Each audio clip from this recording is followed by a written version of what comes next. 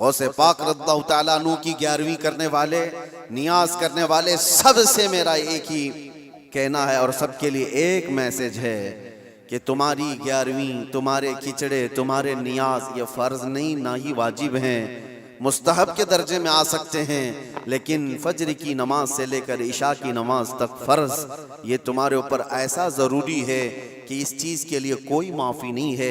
एक साल तुमने देग नहीं बनाई, नियाज नहीं की, तो क़यामत के दिन नहीं पूछा जाएगा कि तुम गौसे पाक की फातिहा करते थे कि नहीं करते थे।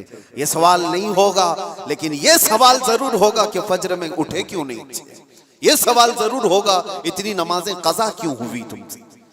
मेरे अजीजों, नवाफिल और मुस्तहब्बात में पड़ी हुई ये उम्मत, मैं मना नहीं करता, आप शौक से, हम भी करते हैं गौसे पाक रज़ियल्लाहु ताला अन्हु के दरबार में इसाले सवाब के लिए, मरहुमीन के लिए हम नियाज, फातिहा, सारी चीज़ें करते हैं, लेकिन इसका मतलब ये नहीं है कि कुल वही है और अल्लाह तबारक व तआला की ये इबादतें कुछ माना नहीं रखती।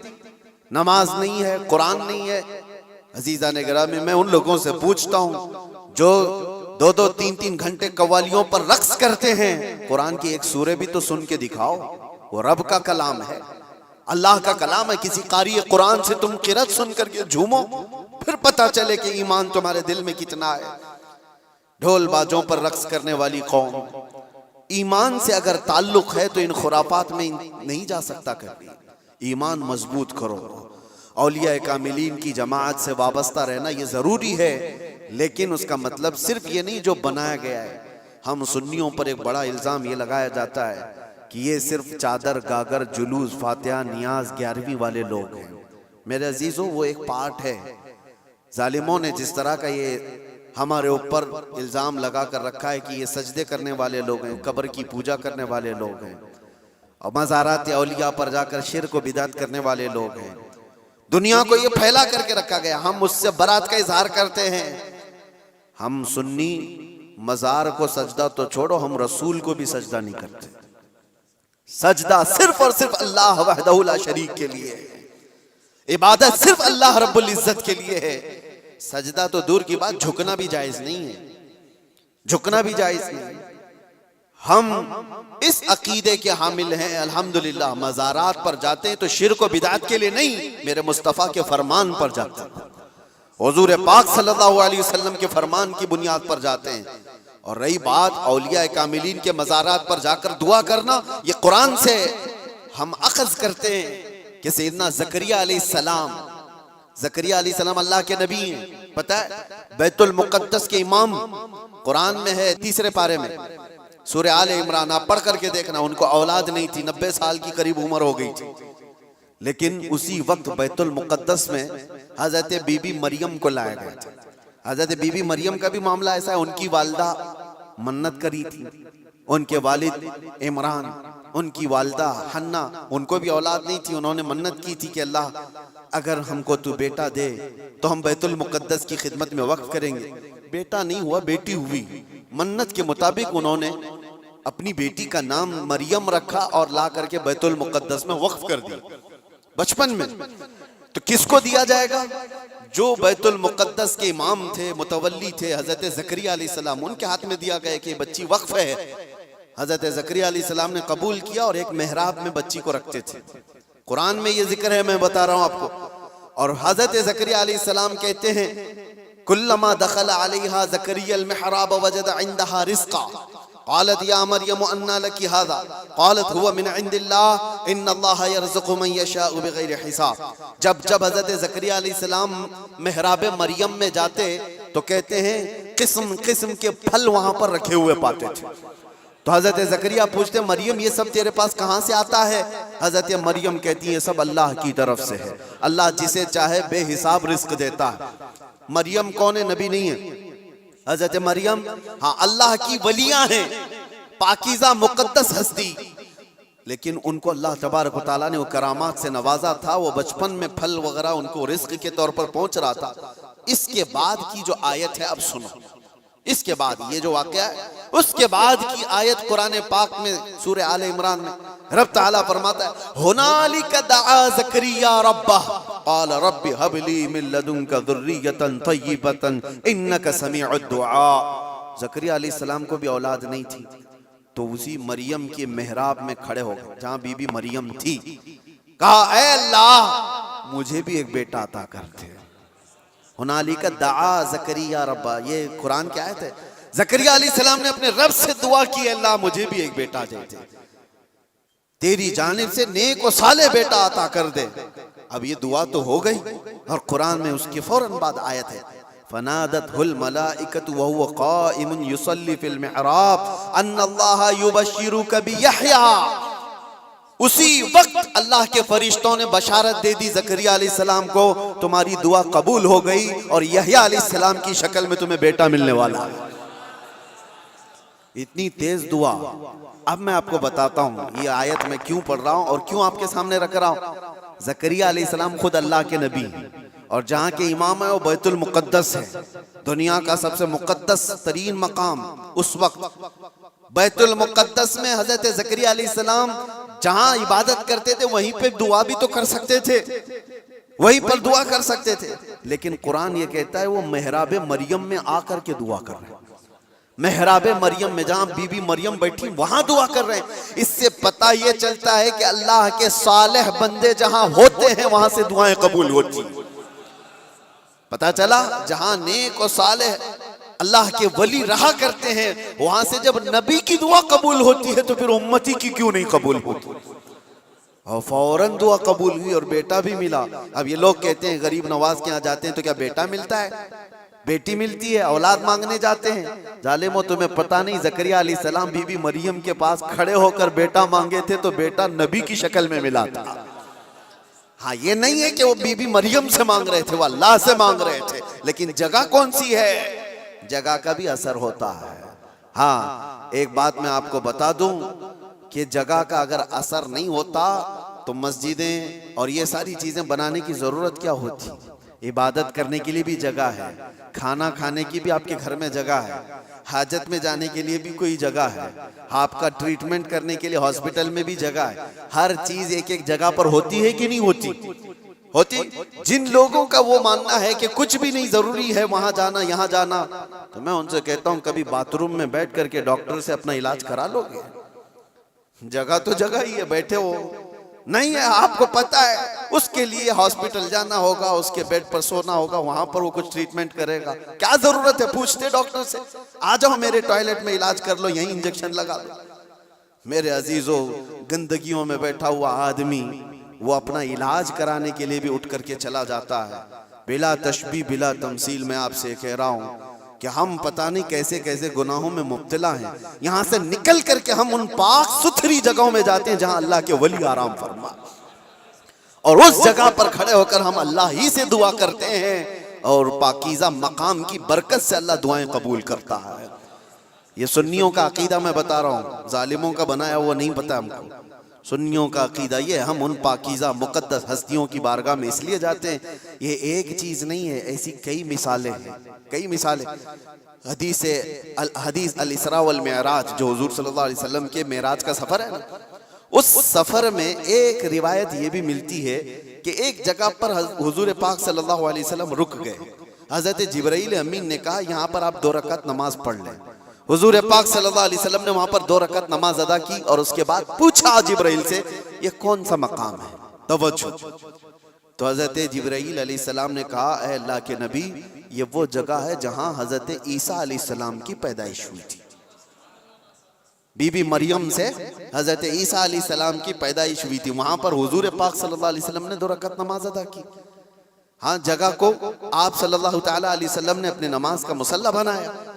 इस रिवायत से मैं आपको बताना चाहता हूं जहां ईसा अलैहिस्सलाम पैदा हुए वहां हमारे नबी नमाज पढ़े, और जहां मेरे मुस्तफा पैदा हुए हो, क्या वो जगह दुआओं की कबूलियत की नहीं हो सकती। सिर्फ इतना ही नहीं मेरे अजीजों, मुक़द्दस मकामात को अल्लाह तबारक तआला ने खुद फरमाया है, खुद फरमाया है। क्या आप खाने काबा जाते हैं तवाफ करने के लिए, तवाफ करने के बाद जैसे ही तवाफ खत्म होता है उसके बाद सबसे पहला काम आपका क्या है। कुरान कहता है पहले पारे में वत्तखिदू मिन मकाम इब्राहीम मुसल्ला, मकाम इब्राहीम को अपनी नमाज की जगह बना लो। मकाम इब्राहीम है क्या चीज, मकाम इब्राहीम क्या है, जाकर के आप देखना, उसमें एक पत्थर है जिस पे हजरत इब्राहिम अलैहिस्सलाम के 2 पैरों के निशान हैं। बस इसके अलावा क्या है? एक पत्थर है, उस पर इब्राहिम अलैहिस्सलाम के 2 पैरों के निशान हैं। तो उस पत्थर के पास रब तबारक व तआला फरमाता है तुम अपनी नमाज पढ़ो, हाजी हो कि मोतमिर हो कि खाली तवाफ करने वाला हो, 7 चक्कर तवाफ के बाद मकाम इब्राहिम पर वो जरूर 2 रकात नमाज पढ़ेगा, 2 रकात नमाज पढ़ेगा। इनको पता नहीं, जो एतराज करने वाले वो पूछते नहीं कि पत्थर को इबादत कर रहे हैं लोग, यहाँ पे पत्थर को सजदा करने जा रहे हैं। नहीं जालिमो, पत्थर को सजदा नहीं कर रहे, ये रहमान का हुक्म है, रहमान का हुक्म है। इसलिए हुक्म है कि वो पत्थर अब अफजल हो गया जिस पर अल्लाह के नबी के पैरों के निशान हैं, जिस पर खड़े होकर इब्राहिम अलैहिस्सलाम ने पूरे काबे की इमारत तामीर की थी, वो पत्थर अफजल हो गया। अब आप सोचो, पत्थर खड़े होने वाले नबी की वजह से अफजल है, तो फिर वो नबी कितने अफजल हैं? हाँ, उनके कदम कितने अफजल हैं। हम तबर्रुकात वाले लोग हैं, इसलिए हम उनकी नहीं मानते। हम तो छोटी सी भी कोई चीज निस्बत की मिलती है तो हम उसको एहतराम से सर आंखों पर रखते हैं। आज भी बिहम्दिही ताला हुजूर पाक सल्लल्लाहु अलैहि वसल्लम के मुँह मुबारक पूरी दुनिया में देखे तो सुन्नियों के पास ही मिलेंगी, क्योंकि कदर उनको ही है और वो चाहते हैं कि हुजूर पाक सल्लल्लाहु अलैहि वसल्लम से रिलेटेड जो भी चीज है वो अजमत वाली है। औलिया कामिलीन की बात कर रहे हैं मेरे अजीजों, बहुत सारी बातें हैं। अब आपको मैं बताता हूँ, जो एक बड़ा सवाल ये है कि ये औलिया इकराम के लिए कहानियां गढ़ लेते हैं लोग, करामत करामत करामत कहते हैं। जो करामत का इनकार कर रहा है वो कुरान का इनकार कर रहा है। हाँ, हर वली की करामत तो कुरान से मैं नहीं बता रहा, लेकिन अल्लाह तबारक व तआला ने जो फरमाया वो आपको बता रहा। हमने कहा गौसे पाक रज़ी अल्लाह तआला अन्हु, अब चंद बातें मैं सरकार गौसे पाक की बताकर इस एतराज का जवाब देता हूँ। सुल्तानुल औलिया गौसे पाक रज़ियल्लाहु तआला अन्हु की बारगाह में एक औरत आई, अपने बच्चे को लेकर कहा कि इसको अपने पास रख लीजिए। आपने कबूल कर लिया, बच्चा तरबियत में आ गया। गौसे पाक की बारगाह में रहना पलना किसके नसीब में हो। चंद महीनों के बाद वो खातून आई, अपने बेटे को देखा, बहुत दुबला पतला, बिल्कुल कांडी हो गया, हड्डियां निकल गई। माँ तो माँ है, देखती है बच्चा कैसा हो गया, सूख गया, काटा हो गया। तो उसने देखा कि गौसे पाक कहाँ है। जा करके देखती है अंदर, तो गौसे पाक के दस्तरखान पर अच्छी अच्छी ग़िज़ाएं थी, कुछ मुर्ग गोश्त वगैरह रखे हुए थे, और ये बूढ़ी औरत का बेटा सूखी रोटी पानी में भिगो कर खा रहा है, कोने में बैठा हुआ। अब एक माँ को लगे ही बात, खुद इतना अच्छा खाना खा रहे हैं, मेरे बेटे को परवरिश में रखे, कैसा खाना खिला रहे इसको। उस औरत ने कहा ये कैसी तरबियत है सैयदना अब्दुल कादिर, ये क्या है, मेरा बच्चा तो ऐसा है। आपने जवाब कुछ नहीं दिया। थोड़ी देर के बाद, खाना खत्म होने के बाद, उन हड्डियों को ऐसे जमा किया और कहा कुम बिइज़्निल्लाह, अल्लाह के हुक्म से उड़ जाओ। एक मुर्गी फड़फड़ाती हुई खड़ी हो गई। हाँ, आपने कहा कि जब तेरा बच्चा इस काबिल हो जाए तो वो भी रोज मुर्गी खाए। उसकी तरबियत चल रही है, उसकी तरबियत चल रही है। जब बंदा अपने नफ्स को मार लेता है तो अल्लाह सारी ताकतें उसको अता करता है। अल्लाह के लिए जब बंदा दुनिया छोड़ देता है तो अल्लाह उसका हो जाता है। तो गौसे पाक की ये बात बताने पर एक साहब मुझसे कह रहे थे, कहाँ से आप ये सारी चीजें लेकर के आ गए कि एक बंदा भी किसी चीज को जिंदा कर रहा है। उन्होंने ये नहीं देखा क्या गौसे पाक ने क्या कहा, अल्लाह के हुक्म से उठ जा। गुफ्त-ए वो गुफ्त-ए खुदा बुवत, फारसी में कहा जाता है अल्लाह का वली इस मकाम पर पहुंच जाता है कि जब वो बोलता है तो जुबान उसकी होती है, कलमा अल्लाह का होता है, कलमा अल्लाह का होता है। गौसे पाक की इस करामत पर एतराज करने वाले, तुम्हें पता नहीं, मुर्दों को जिंदा करना, अगर ये सिर्फ और सिर्फ आप ये कहते हैं कि इसकी वजह से शिर्क हो जाएगा, शिर्क का अकीदा, अल्लाह का काम ये जिंदा करना अल्लाह का ही काम है। लेकिन अल्लाह अगर किसी को ये ताकत दे दे तो क्या इब्राहिम अलैहिस्सलाम का वाक़या कुरान में नहीं है? 4 परिंदे ले लो, उनको ज़बह करो, उनका कीमा करो, मिक्स करो, 4 पहाड़ों पर रख करके आओ, तीसरे पारे में है। और इब्राहिम अलैहिस्सलाम ने 4 परिंदों को ज़बह किया, उनका कीमा किया और अलग अलग पहाड़ों पर रख कर आए। और फिर अल्लाह ने फरमाया हर परिंदे का नाम लेकर बुलाओ, तुम मदउहुन्ना यातीनका सअया, कुरान में परिंदों को जब से इब्राहिम अलैहिस्सलाम ने पुकारा वो उड़ते हुए आए अपनी अपनी मुंडियों के साथ, और इधर जो गोश्त था वो पूरा जिस्म बन गया और सब के सब अपने अपने मुंडियों से जुड़ गए और जिंदा परिंदा होकर उड़ गए। ये वाकया कुरान में मौजूद है। सिर्फ इतना ही नहीं मेरे अजीजों, ईसा अलैहिस्सलाम के बारे में कुरान क्या कहता है कि ईसा अलैहिस्सलाम वो उबरिउल अकमह वल अबरस व उहयिल मौता बिइज़्निल्लाह, जो सफेद दाग वाला होता था, कोढ़ की बीमारी वाला होता था, ईसा अलैहिस्सलाम हाथ रखते तो सही हो जाता था, और कभी मरे हुए आदमी को ठोकर मारते तो जिंदा खड़ा हो जाता था, मट्टी के परिंदे बनाते फूंक मारते वो उड़ने लग जाते थे। ये इधर उधर की किताबों की बात नहीं कर रहा हूं, कुरान की बात कर रहा हूं। कुरान में मौजूद है। अल्लाह के नबियों को अल्लाह ने ये ताकत अता की थी। मेरे अजीजों, गौसे पाक रदी अल्लाह ताला अन्हु की इस करामत पर एतराज करने वाले वो सिर्फ जाहिर को देखते हैं। गौसे पाक उम्मत मुस्तफ़ा के वली कामिल हैं, रसूलुल्लाह की उम्मत के वो औलिया के सरदार हैं। अल्लाह ने उनको वो ताकत अता फरमाई थी कि जब वो किसी चीज को हाथ लगा देते तो अल्लाह उनकी उस चीज को पूरी फरमा देता था। अब आपको चंद करामतों के बाद ये भी मैं बता दूं। एक बार गौसे पाक रज़ियल्लाहु ताला अन्हु बयान कर रहे थे और एक चील उड़ती हुई आई ऊपर से, बहुत ची ची ची आवाज कर रही थी। तो मजमे में इधर से उधर लोग देखने लग गए। डिस्टर्ब हो जाता ना, यहाँ होता है, अभी थोड़ी सी आवाज उधर आ जाए तो सबकी गर्दनें उधर हो जाएंगी। और गौसे पाक के मजमे में ये बेअदबी है। हुजूर गौसे पाक खुतबा दे रहे हो और इधर उधर कोई चेहरे उठाए तो आपने सिर्फ और सिर्फ घूर करके उस चील को देखा, उसकी मुंडी अलग और धड़ अलग गिर गए, वो मर के तड़पने लगी, खत्म हो गई। आपका खुतबा चलता रहा, अब कोई गर्दन उठा के देखता भी नहीं था, सब गौसे पाक की तरफ कि वो निगाहे जलाल जो चील पर पड़ी थी कहीं और भी ना पड़ जाए। सबका इन्हिमाक तवज्जो के बाद जब गौसे पाक का खुतबा खत्म हुआ तो ऐसा नहीं कि आप उस चील के पास गए, उसके मुंह को उठाया, उसके धड़ से लगाया, कहा कुम बिइज़्निल्लाह, अल्लाह के हुक्म से उड़ जा। वो चील फिर से जिंदा उड़ती चली गई। ये करामात के बाब में है। ये करामात, इसको क्या कहते हैं? करामत मौजिज़े का परतव है। अल्लाह के वली के हाथ से ऐसा काम जो आम आदमी नहीं कर सकता, और ये खसूसी ताकत अल्लाह ताला ने अपने बंदों में उन औलिया को दी है जो मुत्तकी और परहेजगार होते। अब मैं आपको बताता हूँ, वक्त कम है। ये कहते हैं कहानियां हैं, ये लोगों की बनाई हुई दास्तानें हैं। मेरे अजीजों, तुमको मानना और ना मानना ये हमारे लिए जरूरी नहीं, और ना ही हम किसी को मनवाने जा रहे हैं। बात इतनी है कि हजरत सुलेमान अलैहिस्सलाम के दरबार में भी ये बात हुई थी कि सुलेमान अलैहिस्सलाम के दरबार में सारे परिंदे हाजिर थे, एक परिंदा नहीं आया था, हुदहुद लेट से आया। सुलेमान अलैहिस्सलाम जलाल में कहा उसको मैं सजा दे दूंगा। बहुत देर के बाद आया, पूछा कि तेरा उज्र बता, क्यों तू ताखिर से आया। ये भी कुरान की बात कर रहा हूं, 19वें पारे में उठा करके आप पढ़ लेना इसको। उसने कहा, ऐ अल्लाह के नबी, मैं उड़ते उड़ते एक ऐसी जगह पर चला गया था जहां देखा लोग शिर्क कर रहे हैं, सजदा कर रहे हैं एक औरत को, सजदा करते हैं सूरज को, और एक औरत उनकी हाकिम है, औरत उनके ऊपर हुकूमत कर रही है जिसका नाम सबा बल्कीस है। सुलेमान अलैहिस्सलाम ने कहा अच्छा ऐसा है, तो जा करके अब सुलेमान अलैहिस्सलाम ने कहा मेरा खत दे दो, अल्लाह की बारगाह में वो सरबसुजूद हो जाए, शिर्क को छोड़े और वो ईमान लाए। खत ले जा करके दिया गया, कौन? परिंदा ही। वो औरत मानने से इनकार कर दी, जो भी मामला है, और वो लड़ना चाहती थी, अपनी फौज लेकर के सुलेमान अलैहिस्सलाम के पास आना चाहती थी। फौज लेकर वो निकली, लेकिन उसके साथ एक मामला था।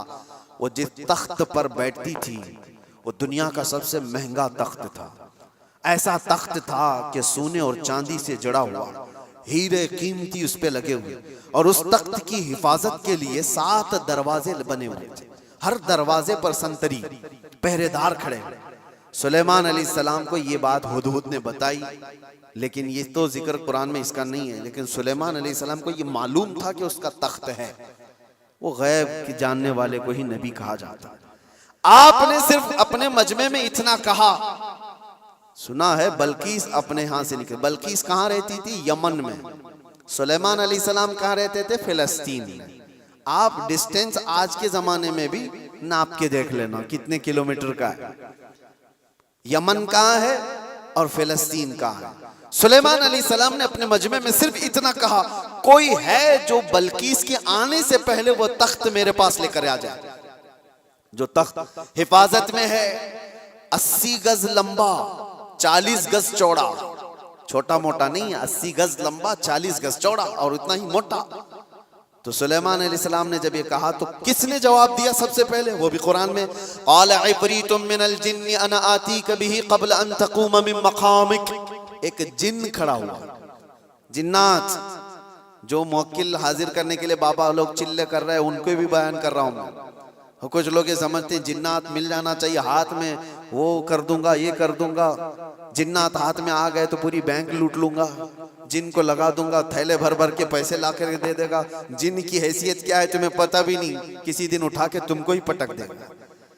जिन क्या कहता है कुरान में है, ऐ अल्लाह के नबी मैं ला के दूंगा, वो तख्त मैं ला करके दूंगा। कब तक? आपकी ये मजलिस खत्म होने से पहले। अभी अगर मजमे में कोई मुझसे कह दे जुम्मा का आपका बयान होने से पहले मैं एक काम कर दूंगा, तो आपको समझ में आ जाएगा कितना टाइम है, बस 4-5 मिनट की बात होगी। उस जिन ने कहा, अच्छा ये सुनने के बाद आपको भी लग रहा होगा जिन ने कहा है तो ठीक है, ला के दे सकता है। जिन्नात की ताकत सबके दिमागों में बैठी हुई है। जिन तो मतलब जिन है, यहां से उड़ा उधर पहुंचा, उधर से उड़ा इधर पहुंचा, यही दिमाग में है ना, कुछ भी कर सकता है जिन, ये सबके दिमाग में है। लेकिन सुलेमान अलैहिस्सलाम ने उस जिन से कहा, नहीं इससे भी जल्दी कोई ला सकता है। दूसरा जिन नहीं खड़ा हुआ, क्या इस जिन को इतनी ताकत नहीं है, मैं ला सकता हूं। दूसरा जिन नहीं खड़ा हुआ। कुरान कहता है, क़ालल्लज़ी इंदहु इल्मुम मिनल किताब, किताब का इल्म जिसके पास था, अल्लाह का एक वली खड़ा हुआ सुलेमान अलैहिस्सलाम की उम्मत में। वो कहता है अल्लाह का वली, जिनका नाम आसिफ बिन बरकिया बताया जाता है, उन्होंने कहा, अना आती कभी क़ब्ल अन यरतद्द इलैका तरफुक। ऐ अल्लाह के नबी मैं वो तख्त लाऊंगा। कितनी देर में? कहा कि आपकी पलक झपकने से पहले। और फिर कुरान कहता है, फलम्मा रआहु मुस्तक़िर्रन इंदहु। सुलेमान अलैहिस्सलाम की बात कंप्लीट भी नहीं हुई थी, आपने पलट कर देखा तो वो तख्त वहां हाजिर था। कौन लाया? सुलेमान अलैहिस्सलाम खुद नबी हैं, उनका पावर अपनी जगह पर, लेकिन लाने वाला नबी नहीं था, वो उस उम्मत का वली था। किस उम्मत का? बनी इसराइल में है। सुलेमान अलैहिस्सलाम बनी इसराइल के नबी हैं। बनी इसराइल के एक उम्मती वली ने वो तख्त पलक झपकने से पहले हाजिर कर दिया। 1000 किलोमीटर से भी ज्यादा का डिस्टेंस है यमन और फिलिस्तीन में, ज्यादा है, उससे ज्यादा है। और तख्त पलक झपकने से पहले लाकर हाजिर कर दिया। और कुरान की आयतें पढ़ो, उन्होंने ये नहीं कहा मेरे बाजू की ताकत है, मेरी कुव्वत है, मैं इतना पावरफुल हूं, बल्कि तख्त हाजिर करके उसके बाद सुलेमान अलैहिस्सलाम ने क्या कहा, हाज़ा मिन फज़्ल रब्बी, ये मेरे रब का फजल है, ये मेरे रब का फजल है। अब तवज्जो चाहता हूं, सुलेमान अलैहिस्सलाम के उम्मती बनी इसराइल के वली, उनको ये ताकत है, उनको ये ताकत है कि वो यमन से फिलिस्तीन में पलक झपकने से पहले तख्त ला सकते हैं। तो बहरहाल सुलेमान अलैहिस्सलाम से कई दर्जे अफजल मोहम्मदुर रसूलुल्लाह हैं। बनी इसराइल से कई दर्जे अफजल उम्मत मोहम्मदिया है। बनी इसराइल के वली का मकाम जहां तक नहीं है, उससे कई दर्जे अफजल रसूलुल्लाह की उम्मत के वली का मकाम है। और आम वली की बात नहीं, वलियों का वली और सुल्तानुल औलिया गौसे पाक का मकाम कुछ और है। फिर बगदाद से जब वो ये कहते हैं कि मैं मगरिब में हूं और मेरा मुरीद मशरिक में हो और उसका सतर खुल जाए तो मैं यहीं से उसको छुपा दिया करता हूं, तो ये बात कोई गलत नहीं है। अल्लाह ने उनको वो मकामात अता किए हैं। गौसे पाक ने इसीलिए तो कहा था अपने कसीदे में, रअयत नज़रतु इला बिलादिल्लाहि जमअन का खरदलतिन अला हुक्म इत्तिसाली, मैं अल्लाह के सारे शहरों को ऐसे देखता हूँ जैसे राई के दाने को अपने हथेली में देखता हूँ।